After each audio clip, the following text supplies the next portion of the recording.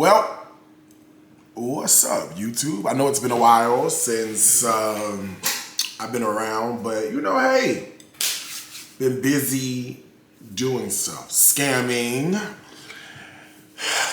and doxing. No, let me just stop playing. All right, now that shit has died down, let me be real. I know it's been a minute since I've been on here. Just to hang out with y'all and talk to y'all. I am making a conscious effort to do this a little bit more because I like the YouTube community that we built. I think it's dope. I think it's amazing. But let's get to some of the updates, some of the life updates that have happened.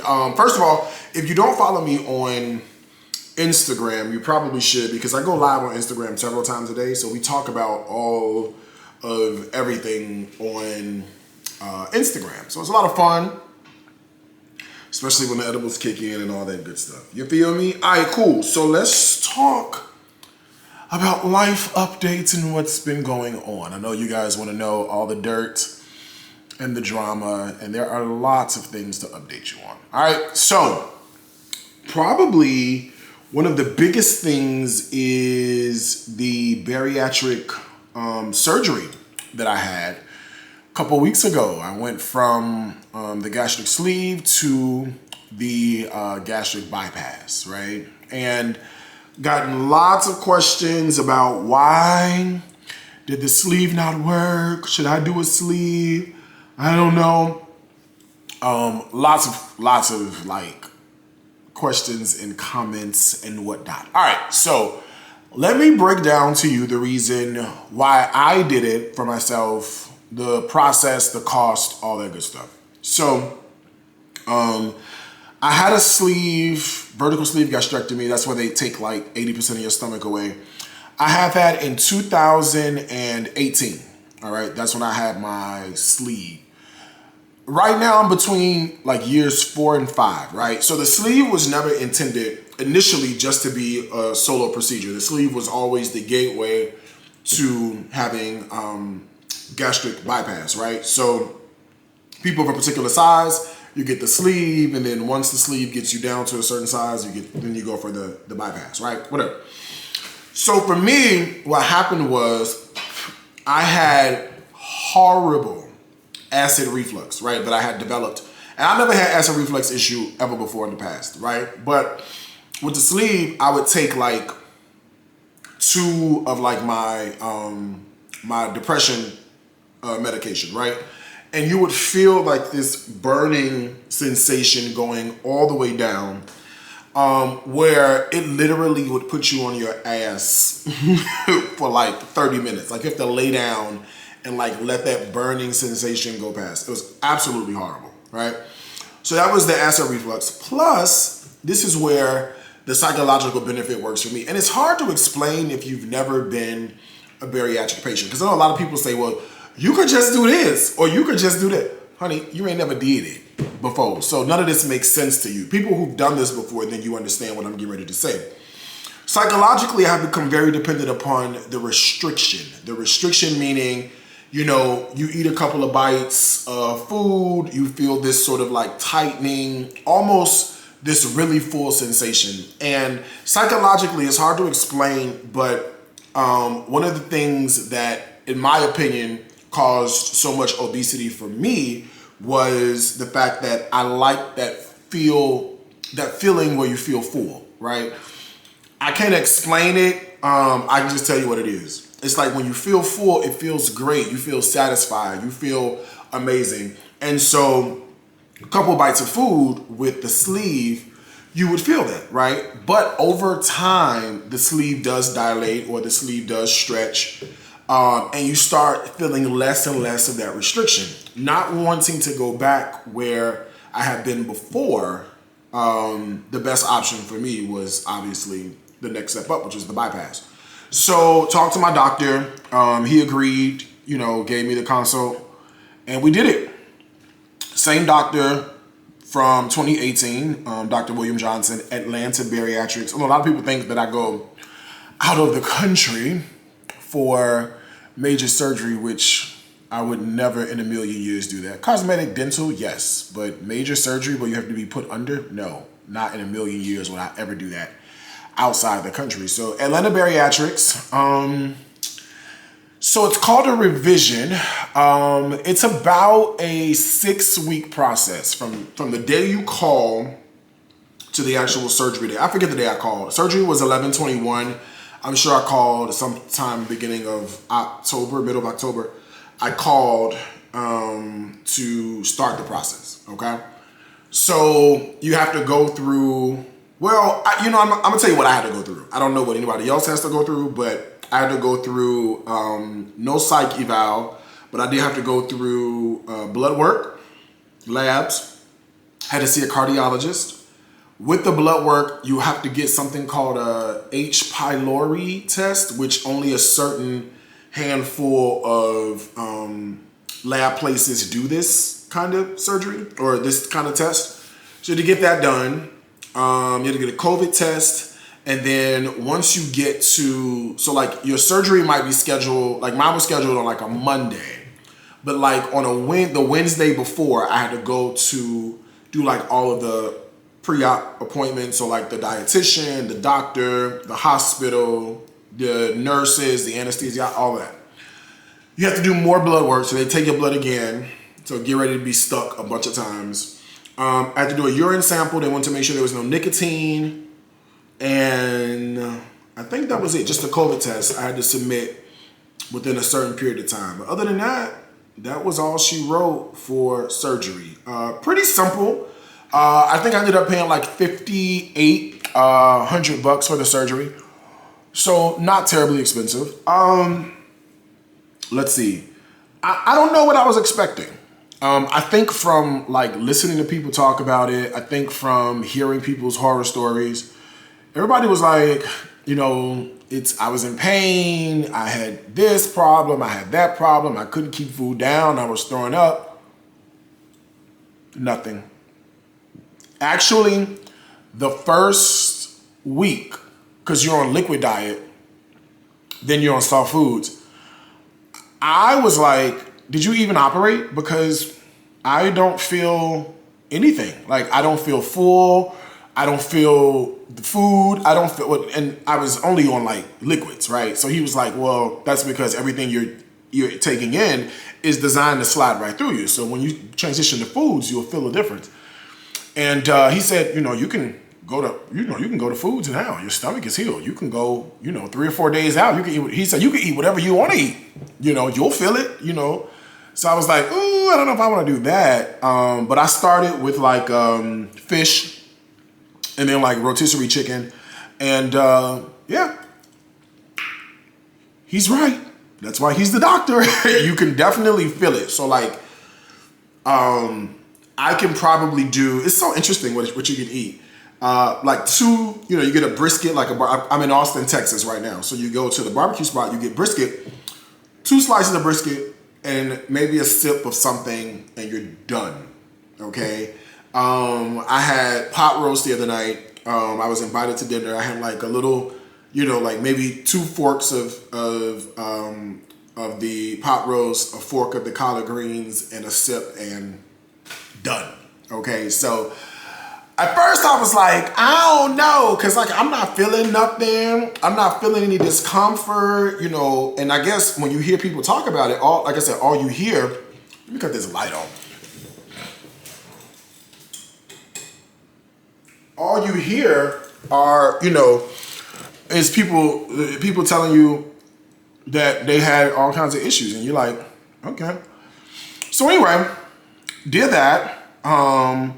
Very happy. I'm not really. I didn't do it for weight loss per se, right? So did I know weight loss would be a part of this? Yes. Was that my reason for doing it? No. I'm very comfortable. 2x down from a 5x. My highest was 432, and with the sleeve I had got down to like 305 or something like that. Very comfortable, very happy. 6'4", no issues, no problems. 40-inch waist, 2x shirt. I'm good, But I did say I should probably buy a scale and kind of keep track of what the weight loss looks like. I have not done that and probably missed the boat, but it's neither here nor there.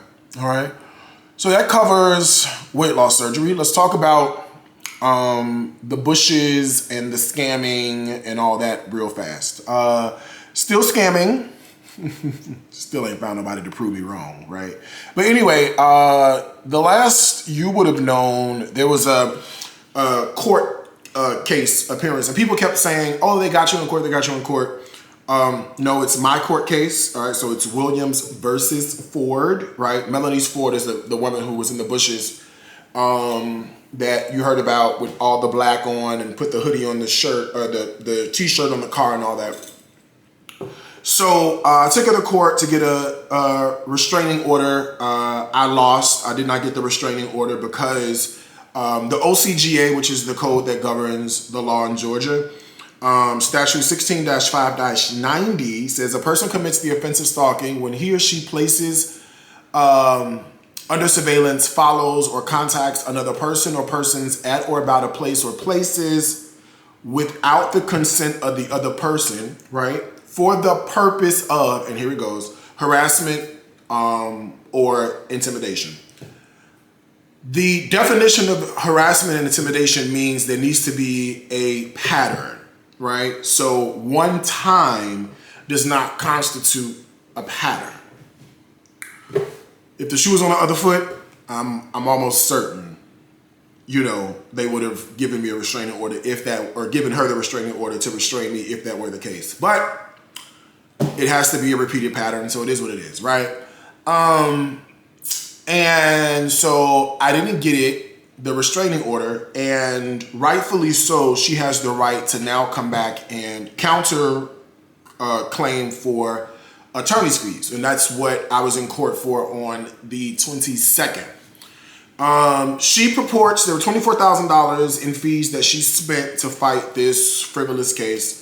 And the judge is pretty cool. So the judge said a couple things. The judge was like, "Oh, I remember this case." And if memory serves me correctly, I do remember saying something like, her actions looked very questionable that day. The optics didn't look good. And when opposing counsel opened, the judge did pause for a moment and say, "Well, is Mr. Williams not allowed protection under the law? Like if I'm coming out of the barbershop and there's a shirt on my car, what am I supposed to do?" Right? So we're looking at a situation where we don't know if the judge will grant her wish and make me pay $24,000 in lawyer's fees. We don't know. We sat through all the other family cases and child support cases in court. They called us up. Her lawyer opened, my lawyer countered.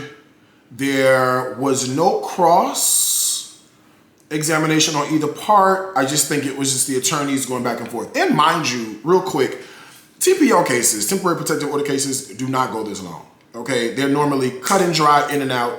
Something that's dragging on this long is absolutely ridiculous. And I know people who support me will say, "Would you tell her about this? And did you tell her about that?" And people that support her are gonna say, did you say that he did this and you say he did that? Those are different cases, right? So you have to keep the main thing in court. In court, you just don't throw everything. You're suing for a particular line of thinking or reasoning or whatever the case may be, right? So no, none of that went down. It was no, law and order, whatever y'all see on TV. It was not like that. In fact, we still don't have a verdict, right? So the judge had to, I guess, go back and review his notes and review everything. That was November 22nd. Today is December 10th. And we still don't have a verdict yet. So we're waiting for a verdict and we shall see what happens. In the meantime, I will say this. I'm kind of happy about what's been going on in Twitter camp. If you don't know, I got off Twitter completely done with it. And the mess didn't have as much to do with the decision as much as it was the fact that we started to see Elon Musk's personality. Now that I'm starting to, we get to know who he is, his core values and my core values just don't align. So you know, me being on Twitter is for what reason, and then me supporting, I was going to get a Tesla, but getting a Tesla for what reason, knowing his personality and his character traits, and now that we hear him, you know, he and I just don't vibe. So I can make a conscious decision on where I want to spend my money, and it looks like Lucid Motors is about to get a sale for me for my next car, which is going to be an EV. Okay. But back to the point, I'm sort of happy, right? Because what has transpired is you have a bunch of people that came together to destroy me, if you will. And these same people are now, they can't get over their infighting, right? So, you know, this person is fighting with this person, and this person is fighting with this person, and this person is like, F you. And I'm like, oh, I thought y'all were doing this against me, and now y'all fighting amongst each other. Okay, go for it. You know, have at it. I love it. And so a lot of people were, you know, this Melanie's Ford, the lady in the bushes, she, you know, seemingly wants to be center of attention, wants to have a sphere of influence, but just doesn't have the wherewithal to even maintain the decorum necessary to even build a community. And the people saw straight through her, and they were like, oh, you just want to be a dictator, you want to be this. So the people started turning against her, right? And they actually had questions for her. You know, this Facebook group, you're not allowing anybody else to speak. You know, you want to control what's going on. This is not right. So great, boom, boom, boom. You guys saw what I saw years ago. I called it out years ago. You know, she's not changing her spots. You can kind of see what's going on. And so now there's a bunch of infighting and, you know, people who hate her. And there's a lot of admission that happened that I thought was so interesting. Like, she paid for people to come to court. You know, there's a video where she admits to doing this, and she said that, you know, I wanted him to look in the audience and see us all there, and that would take him off his game. I'm just like, ma'am, how old are you? Like, what are we doing? And what are we trying to prove here? You know what I mean? So anyway, I'll do another video. When this whole thing is over, I will come here, I will lay it out from start to finish. That way it's on video, you guys have it. We'll deal with that at another time, all right? But still waiting to hear back from the judge on what is going to happen, all right? Relationship stuff. You guys are very interested in that. You should know I'm still 100% very much single. I did do a video probably 2 months ago that's on this channel that explains why I broke up with Jerome. We're still cordial. We still share some of the same living situations. I just kind of feel like, for me, if we ain't engaged in sexual activity, what are we still doing in the same? Like, I'm too grown for a roommate. Let me just say that. You know what I'm saying? I'm too grown, I make too much money to have a roommate. So, you know, boom, that's that. So I'm still very much single. Still very much, I'm not dating, here and there, but work is my main focus right now, right? So all that other, you know, dating, if it happens, it happens. But then, like, I'm moving around, right? So, like, right now I'm in Austin, Texas. Next week I'll be in LA. We start the tour up again in January. You know, my warehouse is in Atlanta, but I live permanently in Houston. I got a house in, I'm all over the place. So dating is very difficult, because then when it's time to go to dinner, where do you go? If you in Atlanta and I'm in Chicago, how that's gonna work? You know what I'm saying? So right now I'm just dating my job. You know, I'm dating work. Now, don't mistake single for lonely.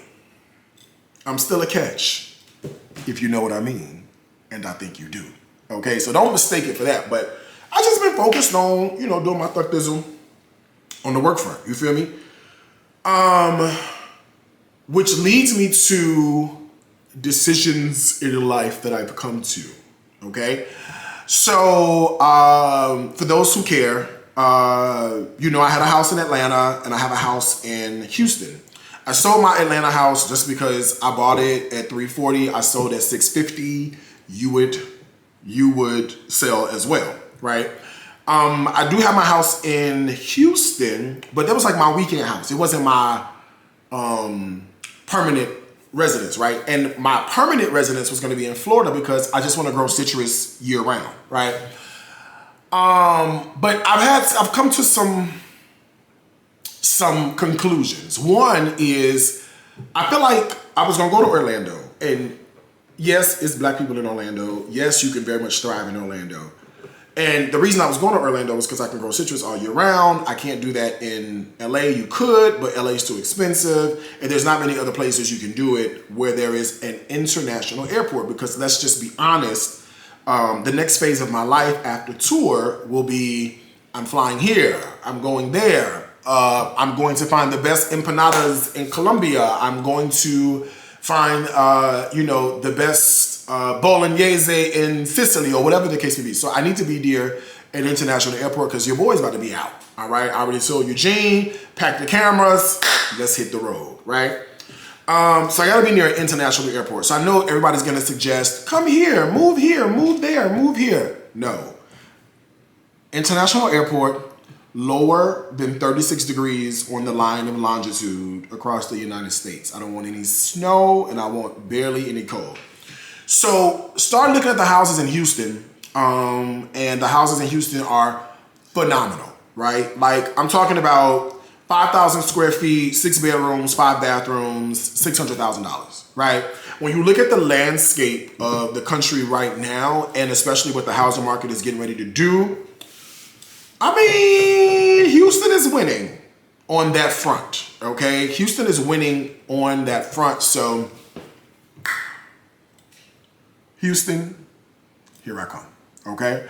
So I'm probably just going to buy the house, the new house. I'm waiting on my friend and real estate agent, and I'll walk y'all through the process because I'm paying with cash, and I feel like when you don't, it's interesting to see how it works when you just pay with cash versus when you have to go through closing, right? Because you basically do the deal is brokered, the money's wired to the title company, you get the keys, and that happens literally in like a span of like 4 hours. Like it happens that fast. So I kind of want to show y'all that way you guys can see the process. I feel like that's kind of interesting for this channel.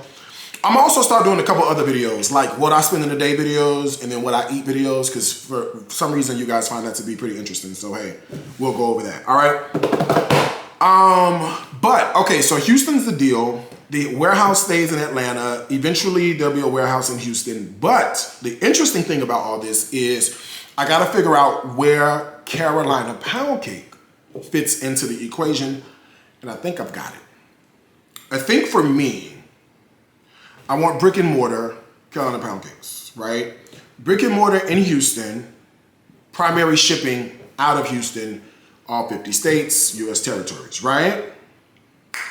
But then I was thinking like, ooh, wouldn't it be nice to have a Carolina Pound Cakes in Charlotte? My bad. So in my mind, I'm like, wouldn't it be nice if there was like a Carolina Pound Cakes in a couple different cities? So again, with the way I'm looking at my future, post tour, the sky is the limit. Granted, the e-commerce store is doing amazing. And just sidebar, there were so many people when I closed the restaurants, because I had 3 restaurants, 2 in Atlanta, 1 in Chicago. When I closed Greens and Gravy and I closed Soul Crap, so many people were like, oh my God, what are you gonna do? What are you gonna do for money? And meanwhile, I'm like, well, I have a plan in place. And I gotta tell you,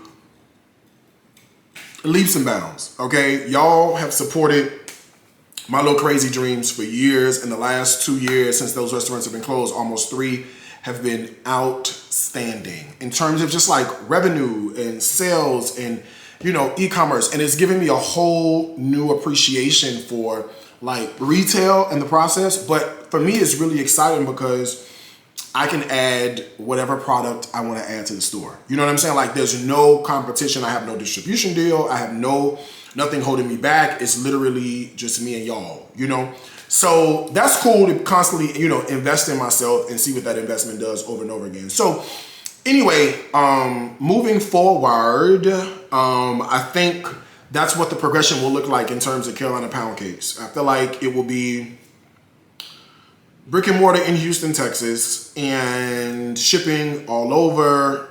Shipping only Monday, Tuesday, Wednesday, 2-day shipping only, or overnight shipping, UPS or FedEx, that's it. So your shipping costs will be expensive, but that's the only way I can guarantee you a fresh product. It is what it is. We will not be shipping those with USPS, but that's not until 2024. So that'll also be another series we'll do live as well for 2024. But other than that, everything else stays the same. So cookbook progression, right now there's 5 out, 5 cookbooks. Stories from My Grandmother's Kitchen, Vegan but with Soul, Everyday Keto, 101 recipes for your holiday table, and Apply Pressure but with Soul for the pressure cooker, right? And then coming up next, which is, we're done with all the shoots. It's now being put together. It is called, it's for the air fryer, right? The DariusCooks air fryer. Eat rich or fry trying. Thank you. Okay, Eat Rich or Fry Trying. Amazing title. Then after that, we're starting production in January for You Hungry? Let's Make a Snack. So that's the cocktail and appetizer cookbook. After that, we're doing the Chicken Bible. After the Chicken Bible, we hop over to a baking cookbook, which I've never done before. I'm super excited. So all the cakes, pies, cookies, you know, all that good stuff, the breads, we'll have that all comprised in one book. So that's the progression of the next 4. The goal for me, I'm turning 41 on the 29th of December. So just, you know, a couple of weeks. And the goal is I need 20 cookbook titles by the time I turn 50. So that gives me 9 years to get busy. All right. So I have quite a bit of work to do on my front, so that will not stop. The updates for the DariusCooks Plus app, they look phenomenal. You actually can go to DariusCooksApp.com right now if you wanted to and just peek around. Beautiful site. I've spent over $100,000 on this app, but this is the future of content. All right, I'm literally creating an entire ecosystem around what it is that I do, and this app is crucial to that. So we're on the tail end. I have a meeting. I forget. We just had a meeting yesterday, which was Friday. I live streamed it on my Facebook. So if you go back to whatever yesterday was, December 9th.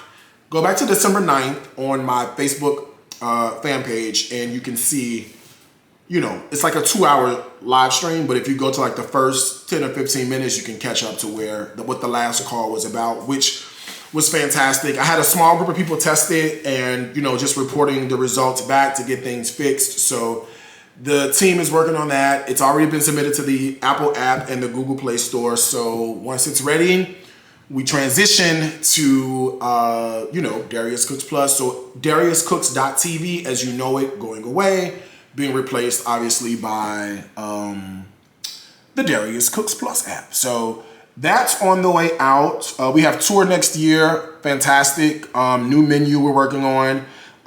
New chefs are also joining the team. They're joining the team because I have a 3 o'clock and a 7 o'clock seating. So 2 different teams, 2 different houses. And that's why we need 2 teams. People keep asking, is so-and-so going away? Why are you hiring? Do you change chefs? That's the reason as to why. Okay? Other than that, I think that's a bit of a catch up to what's been going on in my life. Much better place than where I was a year ago. So I'm rocking, rolling. Hopefully you guys are doing absolutely well. We just got to figure out how live stream cooking fits into the whole equation. I'm going to make a conscious effort to be doing that at least once a week for you moving forward. So just stay tuned and give me some grace on that as I figure that piece out. But that's it. I don't have nothing else. If you have questions, drop them in the comments, the comment box below. I'm sure I'll be perusing here and there. Can holler at you. If you're disrespectful, you will be blocked, because blocking you blesses me. Oh, blocking you blesses me. If you try, we gon' let you fly. Cause blocking you blesses me. Blesses me. All right. I don't mind blocking. Blocking you blesses me. All right. That's my update for today. I'll check back in with y'all in a little bit. I love yous. Bye.